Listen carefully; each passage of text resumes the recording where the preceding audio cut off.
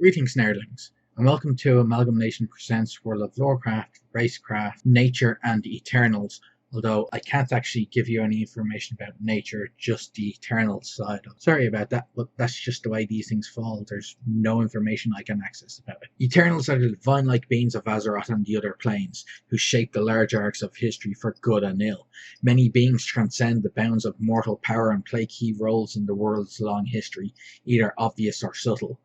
These beings are known as Eternals. Wielding godlike powers, they battle to destroy or save the world, to disrupt or cultivate life upon Azeroth and elsewhere. These beings are known only in legends to the peoples of Azeroth, yet they are beings who have shaped not only the course of history in the world of Azeroth, but often the world itself. The elemental lords ruling over planes of pure power and awaiting the time when they will once again serve the banished old gods. The titans whom the dwarves believe created Azeroth and many of its races.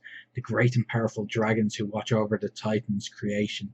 The moon goddess Elune and the demigod-like beings she created to protect and guide the creatures of the land. They are the ancient powers. While mortals fight wars to lay claim to villages and kingdoms, the powers wage a perpetual struggle to determine who will dominate the whole of the universe, with Azeroth the nearest battlefield. Though rarely seen, the influence of the ancient powers is ever present. It is known that they wrought Azeroth from pure chaos and formed it into the world it is today. Most of the divine beings of Azeroth, also known as Eternals, are distant entities. They exist to assist those caught in the conflicts of a cruel, violent world, never directly intervening in the affairs of the world. They use divine magic as a proxy. With their many healing and protective spells, practitioners of divine magic are at the vanguard of the gods' efforts to ensure their people's survival. Priests whisper prayers to evoke power from beings such as Elune, the moon goddess. Shadow hunters invoke the names of dark gods, ancient powers whose legends are stained in cruelty and bloodshed, but who are also capable of benevolence when appeased.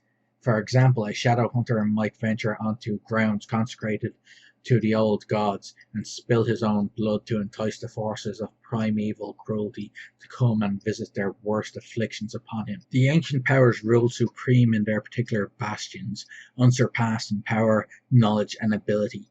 Each also possesses its own personality and agenda, which has led each to interact with mortals in its own way. In some cases, an ancient power may take an interest in a hero early in her life. The powers have an innate understanding of prophecy and divination surpassing that of mortals. They are often aware of a hero's fate long before the hero takes her first steps onto the path of adventure. A power may send monsters to kill a nascent hero years before she has an opportunity to meddle in the power's schemes, or it may subtly assist her by quietly guiding her towards allies, information, or hidden artifacts that will help her achieve her destiny. When unable to act or unwilling to show their hands, the ancient powers use mortal heroes and villains as agents to further their own agendas. Sargeras used Azshara as his servant in an attempt to open the Well of Eternity, and the human wizard Ronan was the cat's paw of the dragons during the Second War. Heroes may be approached by an ancient power and asked to undertake a quest. They must take care when serving an Eternal. However, as completing a task for a power may mean incredible reward in thanks for a service well performed, or utter destruction as the Eternal hides its tracks. A number of Eternals died during the War of the Ancients. This doesn't, however, mean that those powers can have no influence in later eras. Many of the fallen powers still have followers 10,000 years later, such as the Furbolg who follow the path of the long-dead Ursine demigods Ursoc and Ursal. Further, though written history says they perished, can Eternals who possess the special quality of immortality truly die? Perhaps a fallen Eternal simply sleeps away centuries while his wounds heal. Eternals usually only appear before mortals only when they have truly earned the audience through their actions, such as by performing a great service to the Eternal or by making a formidable stand against its plans. The tangled web of relationships among the Eternals means that a favor performed for one may be a slight to several others. Ancient powers operate not just on levels of power far above mortals, but also on a vastly different timescale.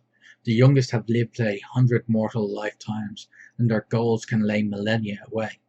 Events of the mortal world may be more than meaningless in the larger scope of history to Eternals. For those who are asked to undertake a mission on behalf of an Eternal, the Eternal may be unable or simply unwilling to explain the reasons behind the task to mere mortals who cannot possibly comprehend. The immortal lifespan of Eternals allows them to collect on debts from many decades previous, and they hold grudges much longer. For example, the great dragon Neltharion spent a lifetime disguised as a human noble, infiltrating the royal courts of Lordaeron and consolidating power in order to avenge himself upon the other dragon aspects. Eternals in the Warcraft universe include the Titans, the old gods, demigods, and other powerful entities worshipped or venerated by the mortal races on Azeroth, often as part of creation myths of various people in the world. Most of the ancient powers were encountered during Azeroth's earliest days. It was the golden age of the powers. The dragons and Elune servants watched over the young world. Elemental lords thought the untamed land as comfortable as their home plane. Legends claim that the world's creator still lurked in the shadows, finishing the details of their creation. In the aftermath of the War of the Ancients and the sundering of the world, the Burning Legion was forced off Azeroth. As Shara vanished and the dragons went into hiding, even the elementals retreated, and thousands of years would pass before mortal spellcasters discovered how to summon them back. Though the Eternals who survived were largely unseen for almost 10,000 years, they were occasionally encountered. The Eternals were humbled by Azshara's bold attempt to rise to their level of power, and remained reserved and distrustful of both mortals who sought them out and mortals whom they employed. Seers and scholars maintain that the Horde's arrival through the Dark Portal heralded the return of the ancient powers to the mortal events.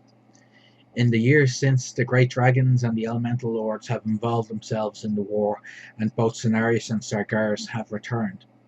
As the dwarves delved deeper into the lost secrets of the Titans, some have wondered whether the Titans ever truly left. Some have found they have unwittingly been drawn into or run afoul of the schemes of a returned Eternal. The Eternals appear to have recovered from any uncertainty they suffered during their millennia of retreat, however, and those who seek them out do so at their own risk.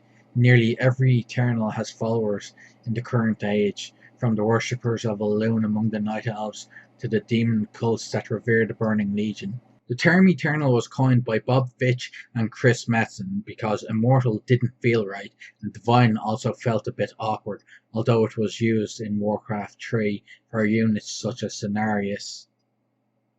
All Eternals are immortal, but not all immortals are Eternals.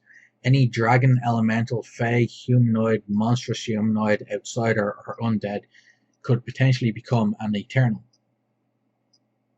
In the RPG game, contacting an Eternal is the same as an outer plane demigod for the purpose of the contact other plane ability. No beings are generally more powerful than Eternals in the Warcraft universe, so making contact with a lesser deity or anything more powerful than a demigod is impossible. In the Cataclysm expansion, Cenarius is brought back to life.